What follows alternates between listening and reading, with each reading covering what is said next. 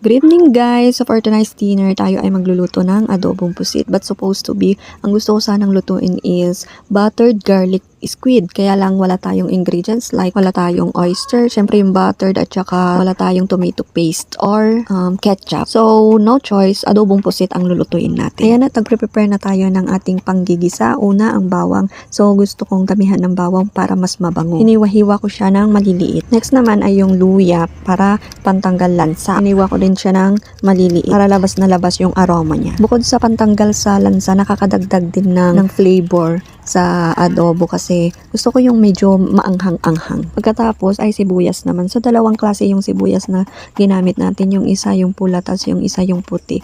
Yung pulang sibuyas, yun yung gagamitin nating panggisa. Tapos yung puti, yun yung parang ilalagay nating toppings. Parang beef para sa steak ba? Ganon. Naglagay din ako ng dalawang kamatis. So parang ito na yung pang-asim natin na hindi na ako maglalagay ng vinegar or calamansi. Yan na lang kamatis. Okay, yan na lahat.